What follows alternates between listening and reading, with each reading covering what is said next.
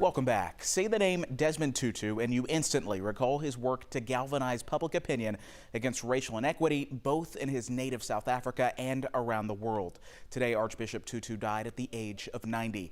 While his work took him all over the globe, he was no stranger here to Atlanta, coming here several times in his life, including in 1986 for the very first Martin Luther King Jr. national holiday. For more on the life of Desmond Tutu, here's NBC's Chris Clackham. Free at last. Bishop Desmond Tutu was recognized by the world for his lifelong fight against apartheid in South Africa. The Nobel Peace Prize for 1984. For which in 1984 he received the highest honor, the Nobel Peace Prize. Tutu used the church as his base of power in his battle for freedom for South African blacks.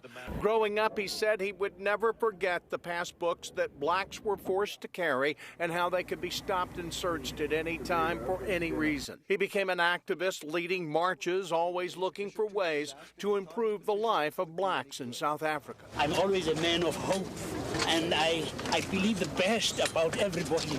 His search for a nonviolent method of protest led to his call for worldwide sanctions against the repressive white South African government.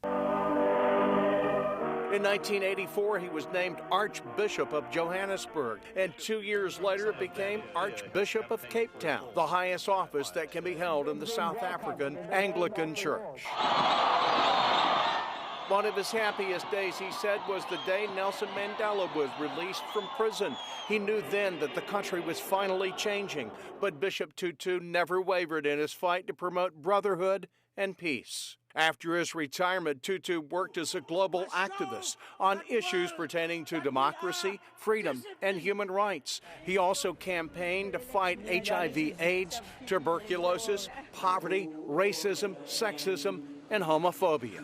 He received numerous awards for his life's work, to include in 2009 the U.S. Presidential Medal of Freedom, the nation's highest civilian honor from President Barack Obama. Chris Clackham reporting there. Reaction continues to pour in as well for Archbishop Desmond Tutu tonight. In a joint statement, the Atlanta City Council called him, quote, a symbol of compassion for those who were affected by racism, prejudice, and injustice. And the King Center CEO, Dr. Bernice King, says Tutu was a, quote, global sage, human rights leader, and powerful pilgrim on earth. She added, quote, a great influential elder is now an eternal witnessing ancestor, and we are better because he was here.